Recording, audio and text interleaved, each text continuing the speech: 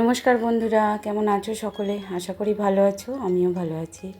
আমার আরও একটি নতুন ব্লগে তোমাদেরকে অনেক অনেক স্বাগত জানাই।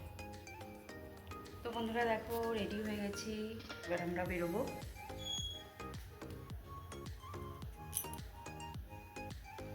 অনেক দিন পর, প্রায় 8-9 মাস পর একটু কোথায় বেরোচ্ছি।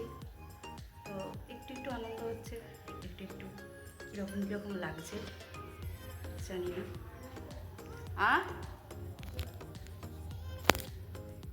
আসলে কি বলো তো বন্ধুরা, অনেক দিন পর বেরোলে একটু কীরকম কিন্তু বোধই লাগে। তো যাই হোক, রীতিমতো আমরা বেরিয়ে পড়েছি, প্রায় অনেকটা পথ চলে এসেছি। আর এখন ঘড়িতে প্রায় 2টোর মতো বাজে। আমরা 11:30টার সময় বাড়ি থেকে বেরিয়েছিলাম। আর এই তো এখানে দাঁড় করানো হয়েছে গাড়ি আমাদের। এখানে একটু চা খাওয়া হবে আর একটু টয়লেট যাওয়া হবে আর কি। তো ড্রাইভার একটু রেস্ট পাবে, তাই জন্যই আর কি এখানে দাঁড় করানো হয়েছে। আর আমরা তো রুটি তরকারি খেয়েই এসেছি, বাড়ি থেকে ডিনার করেই বেরিয়েছি, ছেলেদেরও করিয়েছি। আর ওরা যেহেতু একটু তাড়াতাড়ি খায়, তাই ওদের একটু খিদেও পেয়ে গেছে। তো পবিত্র আর সিধু তো এগরোল খাবার একদম ওস্তাদ। তো ওর বাবা না করছিল, কিন্তু ওরা শুনছিল না, বললো আমাদের খিদে পেয়ে গেছে আর কি।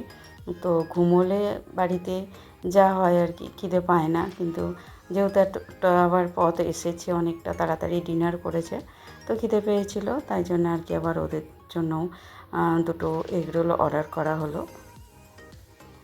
আর ওদের এগরোলটা খাওয়া হয়ে গেলেই আমরা বেরিয়ে পড়বো। আর দেখছো কি পরিমাণ ভিড়, সব বাসই কিন্তু দীঘার বাস আর কি, মানে দীঘা যাওয়ার, যেহেতু শনিবার রবিবার 2 দিন ছুটি আছে। আর এখানে পবিত্র বড় বড় হাই তুলছে। আসলে রাত প্রায় অনেকটা হয়ে গেছে, আর বাইরে বেরোলে অত কারোর ঘুম হয় না গাড়ির মধ্যে। তো ওর মধ্যে এরই মধ্যে ওদের এগরোল এসে গেছে। তো আমার তো একদমই বাইরের খাওয়ার ইচ্ছা নয়, তো শুনলো না আর কি একান্তই। তো 2 ভাইকে 2টো এগরোল খাইয়ে এই তো আবার আমরা গন্তব্যের জন্য বেরিয়ে পড়েছি। প্রায় এখন মাঝরাত। তো আমরা আমাদের গন্তব্যের উদ্দেশ্যে ছুটছি আর কি। একটু টেনশান আছে, কারণ 2বার বেরিয়েছিলাম, গাড়ি খারাপ হয়ে গেছিলো। কিছুটা আনন্দ, কিছুটা টেনশান নিয়েই পথে বেরিয়েছি। বাকিটা কপালে যা আছে তাই হবে। তো বন্ধুরা, এরই মধ্যে বলে রাখি, আজকের ভিডিও যদি তোমাদের একটু ভালো লাগে, প্লিজ বন্ধুরা লাইক কমেন্ট করো। আর যারা চ্যানেলে নতুন আছো, চ্যানেলটা সাবস্ক্রাইব করে প্লিজ আমার পাশে থেকো। আর যারা অলরেডি করেছো তাদেরকে অনেক ধন্যবাদ, অনেক অনেক ভালো। আর এই তো দেখো বন্ধুরা, আমরা আমাদের ভয়ের অন্ধকার কাটিয়ে একদম খুশির আলোয় পৌঁছে গেছি। তেমনই রাতের অন্ধকার পেরিয়ে কিন্তু ভোর হয়ে গেছে। আর ভোরের আকাশটা কিন্তু অপূর্ব সুন্দর লাগছে, কারণ সকালবেলা এই সুন্দর দৃশ্য তো দেখাই হয় না আমাদের। আর বিশেষ করে পথ চলতে এই দৃশ্য আরোই অপূর্ব। আর এর জন্যই কিন্তু ঘর থেকে ছুটে বেরিয়ে পড়া আর কি। একটু একঘেয়েমি, একটু মন খারাপের রেশ কাটাতেই এই বেরিয়ে পড়া।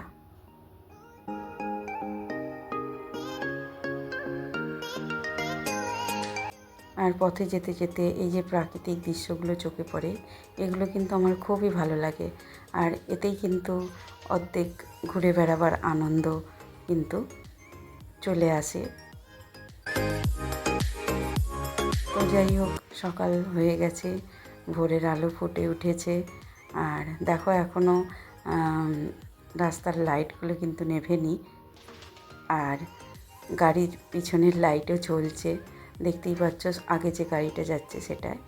তো সবে মাত্র ভোরের আলো ফুটেছে চতুর্দিকে, এখনও রাতের অন্ধকারের যে আলো জ্বালানো হয়েছিল সেগুলো চলছে, কিন্তু প্রকৃতি তার নিয়মে কিন্তু আলো দিয়ে দিয়েছে। বেশ সুন্দর লাগছে, ভোরের মিষ্টি মিষ্টি হাওয়া গায়ে লাগছে। আর এই একঘেয়েমি গরম থেকে যেন মনে হয় একটু মনটা শান্তি পাচ্ছে আর কি।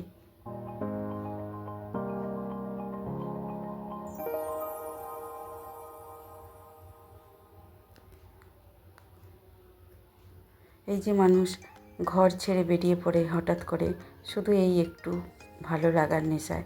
জানি এ নেশা ক্ষণিকের জন্য, তবুও এই ক্ষণিকের আনন্দ কিন্তু অনেকখানি ভালো লাগার রসদ যোগায়। তো ফাইনালি আমরা চলে এসেছি দীঘার মোহনায়। আর আমাদের এই চিরপরিচিত জায়গা, কারণ এটা হঠাৎ করেই হয়েছে, এখানে আসার কোনো প্ল্যান ছিল না। একটু অন্য জায়গার কথা চলছিল যাওয়ার, কিন্তু সেটা চটজলদি হতো না। চটজলদি কোথাও যেতে গেলে একমাত্র আমাদের এই নির্ভর হচ্ছে দীঘা, বিশেষ করে 1-2 দিন টাইম স্পেন্ড করার জন্য। বাকি অন্যান্য জায়গায় একটু প্ল্যান করেই বেরোতে হয় আর কি। তো তো বড়মশাইকে বলছিলাম এবার পরবর্তীকালে কোথাও গেলে দীঘাতে আর আসবো না, অন্য কোথাও যাব। কারণ দীঘাতে যে পয়সা খরচা হয়, যে সময়টা খরচা হয়, অন্য জায়গা থেকে ভালোভাবে ঘুরে আসা যাবে। আর যেহেতু কোনো প্ল্যান করা ছিল না, তাই আর কি। তো হঠাৎ করে মন ভালো করার উপায় কিন্তু এই একমাত্র দীঘাই। তো সেই জন্যই আর কি বেরিয়ে পড়া। আর সমুদ্র, পাহাড়, ঝর্ণা এগুলো কোনো দিন একঘেয়েমি হয় না। তো যেহেতু এখনও তেমনভাবে বর্ষাকাল আসেনি, তাই মাছ বিশেষ ছিল না। তবু যেটুকু ছিল সেটুকুই আর কি দেখছিলাম। আর সেটুকু কিন্তু ভারী সুন্দর লাগছিল। অনেক পমফ্রেট ছিল, ভেটকি, চিংড়ি আর নানা ধরনের মাছ ছিল। দেখতে খুবই ভালো লাগছিল। আর প্রচুর দাম এখন দীঘায় মাছের। আর চিংড়িগুলো তো দেখে জাস্ট চোখ সরানো যাচ্ছিল না, এতটাই চকচক করছিল আর বড় বড় সাইজের ছিল। বেশ ভালো লাগছিল। তবে এই মাছ খাওয়া মানে টাকা খাওয়া, এতটাই দামি মাছ আর কি। তো দেখতে ভালো লাগছিল।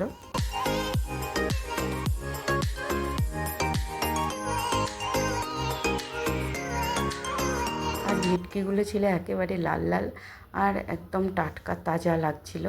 তো মন চাইছিল যে এরকম ভেটকি মাছ একটু কিনে ফেলি, কি ইলিশ মাছ, না নয়তো পমফ্রেট, কিন্তু সেই রকম সুবিধা ছিল না আর কি।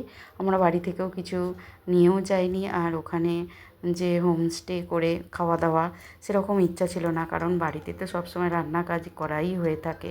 আর ঘুরতে বেরোতে গেলেই যদি রান্নাতেই টাইম দিই, তাহলে সেই ঘোরার আনন্দটা কিন্তু মাটি হয়ে যাবে কিছুটা হলেও। তো যাই হোক, মাছ দেখে আমরা আবার মোহনায় চলে এসেছি। তো মোহনার জল তো এরকমই স্থির, শান্ত, খুবই ভালো লাগে। তো 2-1টা নৌকা ছিল। আর সূর্য তখনও মেঘের আড়ালে আর কি ঘুমিয়ে আছে, ঠিকঠাক করে এখনও বেরিয়ে আসতে পারেনি। তো সেই মুহূর্তে আমরা পৌঁছে গেছি। তো আমরা যখন পৌঁছালাম খুবই অল্প মানুষজন ছিল, তারপরে আস্তে আস্তে ভিড় বাড়তে থাকলো। তাও যে একদম খালি ছিল তা কিন্তু নয়, ভালোই ভিড় ছিল। আর এই সময়টা দীঘার মোহনায় কিন্তু খুবই ভালো লাগে, অপূর্ব সুন্দর হাওয়া দেয়, চতুর্দিকটা ফাঁকা। শুধু এইটুকু মজা নেওয়ার জন্য প্রকৃতি কিন্তু কোনো দিন কিপটেমি করে না। সে তার নিজস্ব ছন্দে সারা জীবন ধরে সে তার সৌন্দর্য বিতরণ করে চলেছে আমাদের জন্য। একেবারে কৃপণার্থ করে না, না স্বার্থপর, মানে কোনো রকম তার মধ্যে কৃপণতাও নেই, স্বার্থপরতাও নেই। মানুষ যেমন অনেক পেয়ে গেলে সে একটু হলেও স্বার্থপর হয়ে যায়, দিতে ভুলে যায় মানুষকে, কিন্তু প্রকৃতি এমনই, সে কিন্তু মানুষকে কোনো দিন দিতে ভোলে না। আমরাই মানুষরা এতটাই বেইমান যে আমরা নিয়েও ভুলে যাই আর তার অপব্যবহার করি। যেমন এই প্রকৃতি সৌন্দর্যগুলোকে আমরা আস্তে আস্তে নষ্ট করে ফেলি আমরা মানুষরাই। তো এখানে দাঁড়িয়ে একটু ডাব খেলাম, তারপরে এখানে একটি ঘোড়া দেখতে পেলাম। তো ঘোড়ায় ওঠার ইচ্ছা ছিল, তো আমি আর বড়মশাইকে বলিনি, কারণ সব ইচ্ছা মুখে প্রকাশ না করাই ভালো। কিছু কিছু জিনিস দেখতেই ভালো লাগে নিজে এক্সপেরিমেন্ট করার থেকে। তো আমার ওসব অতটাও ভালো লাগে না। তো যাই হোক, এখানে আবার চলে এসেছি সমুদ্রের সামনে আর কি। আর মোহনায় অতটা ঢেউ থাকে না, অল্প ঢেউ থাকে, একেবারে শান্ত ঢেউ যাকে বলা হয়, পা ভেজানো। তো সবেমাত্র আমরা গেছি, তখনও হোটেলে যাইনি, তাই জন্য সবাই বারণ করলো এখন যাস না, জামা ভিজে যাবে। তো ওই তো একটু দেখার লোভে চলে এলাম, একটু পাটা অন্তত ভিজিয়ে নিলাম, এটাই শান্তি। স্নান করি না করি, জল ঘাঁটি না ঘাঁটি, দু চোখ ভরে এই যে দেখার আনন্দ, এটাই কিন্তু আমার ভালো লাগে। তো এবারে আমরা দীঘায় গেছি, সেরকমভাবে স্নান টান করিনি। আর মন ভরে দীঘাকে উপলব্ধি করেছি, দীঘার ঢেউকে, সমুদ্রের ঢেউকে আর কি। তো দেখতেই পাচ্ছ বন্ধুরা, সূর্য আস্তে আস্তে উদয় হওয়ার চেষ্টা করছে মেঘের আড়াল থেকে। আর এই যে সূর্যের আলোটা চকচকে বালির উপর পড়ছে, কী যে ভালো লাগে, ক্যামেরার থেকে সামনে থেকে দেখতে আরও ভালো লাগে। আর এখানে আমরা সবাই মিলে একটু বসে পড়েছি ওই যেখানে চা খায় আর কি, চেয়ার পাতা ছিল। তো আমরা কেউ চা খাইনি, ডাব খেয়েছি বলে। আর এখানে একটা গরু দাঁড়িয়েছিল। আর দীঘায় জানো তো বন্ধুরা, অজস্র গরু এমনভাবে ঘুরে বেড়াচ্ছে আর কি। খুবই শান্ত তারা, না গুঁতোয় না তারা কোনো রকম ক্ষতি করে। খালি একটাই খারাপ লাগে, চতুর্দিকে তারা পটি করে রেখে দেয়, এই আর কি। তো দেখো বন্ধুরা, সূর্যটা কত সুন্দর লাগছে। তো যাই হোক, আমরা চলে এসেছি আমাদের চিরপরিচিত সেই হোটেলে। আর আমার বড়মশাই এই হোটেলটা ছাড়া আর অন্য কোনো হোটেলে যেতে চায় না। সত্যি এখানকার ভিউটা খুবই ভালো। হয়তো হাইফাই হোটেল নয়, কিন্তু পরিবেশটা খুবই সুন্দর।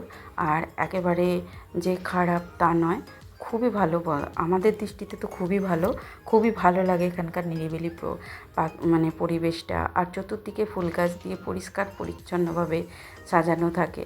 আর আগে তো পুরো এগুলো ছোট ছোট ওই কুটির টাইপেরই ছিল। এখন তো যাই হোক, হয়তো 2-3 ভাই আছে, সেরকম ভাগাভাগি হয়ে গেছে।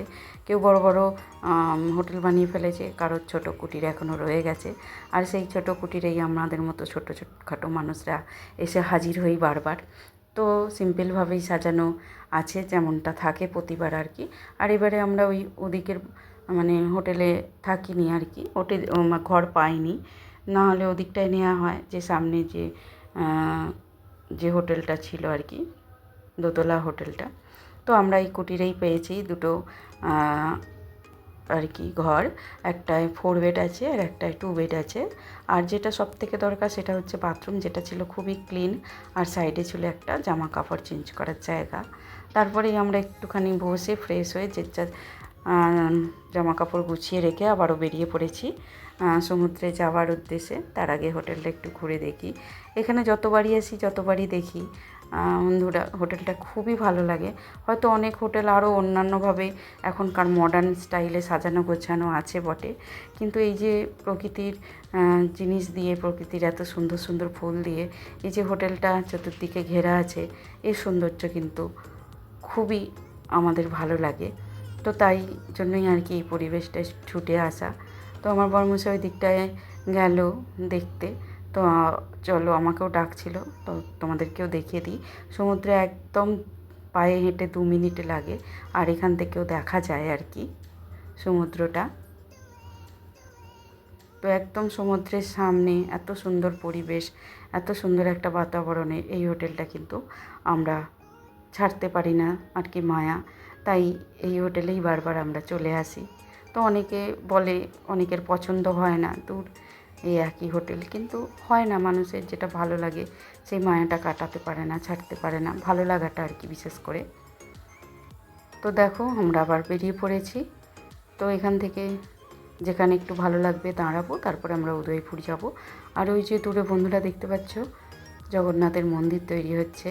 পুরীর জগন্নাথের আদলে এখানেও মন্দির তৈরি হচ্ছে, জোরসোর কাজ হচ্ছে। আর খুব বড় জায়গা নিয়ে খুবই সুন্দরভাবে কাজ এগোচ্ছে। আর খুবই সুন্দর লাগছে মন্দিরগুলো দেখতে। যখন এর উদ্বোধন হয়ে যাবে, হয়তো এখানেও প্রচুর ভিড় হবে, হয়তো নয়, হবে অবশ্যই। আর এই যে দেখো বন্ধুরা, চতুর্দিকে এই যে এত সুন্দর সবুজ, যেটা দেখলে প্রাণ জুড়োবে না এমন কোনো মানুষ নেই যে কারো প্রাণ জুড়িয়ে যাবে না। শুধু চোখে দেখা, এগুলোই তো হচ্ছে বেড়াতে যাওয়ার সার্থকতা, বা নিজের মনের একটা উপলব্ধি তৈরি হওয়া। তো আমরা যেখানেই যাই না কেন, যে যাই পছন্দ করি না, কেউ সমুদ্র, কেউ পাহাড়, কেউ নদী, কেউ ঝর্ণা, কেউ এরকম জঙ্গল পছন্দ করি। তো এক একটা সৌন্দর্য এক এক রকমের হয়। সত্যি বলছি, যারা প্রকৃতিপ্রেমী তাদের কাছে কিন্তু এই সমস্ত সৌন্দর্য উপলব্ধি করার ক্ষমতা একমাত্র তাদেরই আছে, তারাই বুঝবে এই সৌন্দর্যের মাহাত্ম্য আর কি। তো আমি এই সৌন্দর্য দেখে কিন্তু বারবারই মুগ্ধ হয়ে যাই। তো কিছুটা গিয়ে একটা নতুন সি বিচ হয়েছে, সেখানটায় আমরা একটু দাঁড়ালাম। আর এই তো চতুর্দিকে এত সুন্দর ঘন ঝাউবন, বড় বড় ঝাউ গাছ আকাশের দিকে উঁচু হয়ে দাঁড়িয়ে আছে। এদের মধ্যে সত্যি কোনো স্বার্থপরতা নেই, কৃপণতা নেই। কি সুন্দর তারা তাদের সৌন্দর্য বিলিয়ে চলেছে। আর আমরা মানুষরা এই গাছপালা কেটে নিজেদের ক্ষতি ডেকে আনি। তো যাই হোক বন্ধুরা, আর এখান থেকে একটু গেলেই ওই যে আমরা সমুদ্রের পাড়ে চলে এসেছি, একদমই সামনে, ঝাউবনের সামনেই আর কি নিরিবিলি একটা সৈকতের পরিবেশ। তো এখানটা কিছুটা উপলব্ধি করে তারপর আমরা অন্য জায়গায় চলে যাব।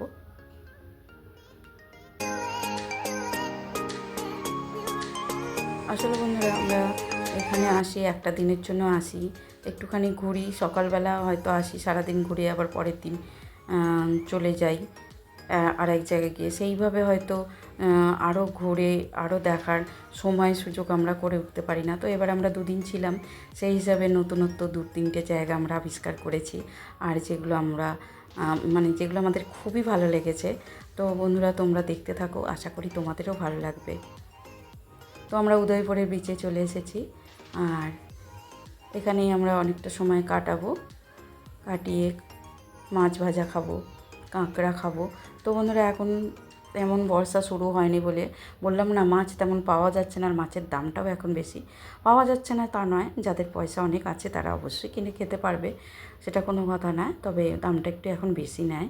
তো প্রথমে আমাদের কাঁকড়া চলে এসেছে, তারপরেও আমরা বেশ কিছু 3-4 রকমের মাছ খেয়েছি। সেগুলো আমি আর ভিডিও করতে পারিনি বন্ধুরা, কারণ সিধুকে নিয়ে একটুখানি সমুদ্রের জলের মধ্যে নেমেছিলাম, কারণ ওকে তো একা ছাড়া যাবে না। আর এখানে এই যে বসে বসে আমার বৌদি বড়মশাই সকলে খাচ্ছিল।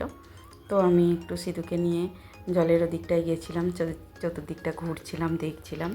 আর দেখো এই যারা জেলে বা নৌকা নিয়ে মাছ ধরতে যায়, কতটা তাদের পরিশ্রম করতে হয়, এই ভারী ভারী ওজনের নৌকাগুলোকে কীভাবে তারা বয়ে নিয়ে চলে আসছে। সত্যি আমি দেখে অবাক হয়ে যাচ্ছিলাম, মানে পারছিল না, কিছুটা আনছিল আবার থেমে যাচ্ছিল, কিছুটা আনছিল থেমে যাচ্ছিল, এই করে করে তারা বয়ে নিয়ে যাচ্ছিল। মানে এর ভিতরে জাল আছে, মাছ আছে, সেই সমেত ওই সমুদ্রের একদম ধার থেকে, মানে পাড় থেকে নিয়ে একদম ভিতর দিকে ওরা চলে যাবে, সেখানে গিয়ে এই মাছগুলো আর কি বের করবে। তো যাই হোক, কিছু তো করবে। তো এইভাবে কষ্ট করে নিয়ে যাচ্ছে, সত্যি কতটা পরিশ্রম। তো যাই হোক বন্ধুরা, অনেকটা সময় কাটিয়ে আমরা দুপুরে লাঞ্চ করে মন ভরে মাছ ভাজা খেয়ে সমুদ্রের জলে খেলা করে দুপুরবেলা ঘুমিয়ে তারপরে এসেছি একেবারে ওল্ড দীঘার সি বিচে। তো দুপুরে প্রচুর বৃষ্টি হয়েছে, দুপুর থেকে বিকেল পর্যন্ত আকাশ ডেকেছে, প্রচুর বৃষ্টি। এখনও নিশ্চয়ই তোমরা বুঝতে পারছো রাস্তাঘাট কীভাবে ভেজা রয়েছে, আর ঝোড়ো হাওয়া দিচ্ছে।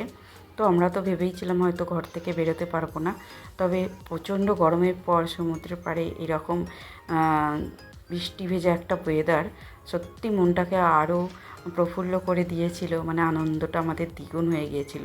তো কীভাবে বিদ্যুৎ চমকাচ্ছে নিশ্চয়ই তোমরা দেখতে পাচ্ছ ভিডিওটায়, ভালো করে বুঝতে পারছো কি জানি না। তো দারুণ এনজয়েবল ছিল, আমরা বসে বসে এখানেই অনেকটা সময় কাটিয়ে তারপরে হোটেলে ফিরে লাঞ্চ মানে ডিনার করি। তো ডিনারটা আমরা এক জায়গায় বানাতে দিয়েছিলাম, ততক্ষণ সময় পর্যন্ত আমরা সমুদ্রের পাড়েই বসেছিলাম আর মন ভরে সমুদ্রটাকে দেখছিলাম। তো বন্ধুরা, আজকের ব্লগটা তাহলে এই পর্যন্তই রাখলাম। খুব শীঘ্রই তোমাদের সাথে নতুন আরেকটি ব্লগে দেখা হচ্ছে, ততক্ষণের জন্য টাটা।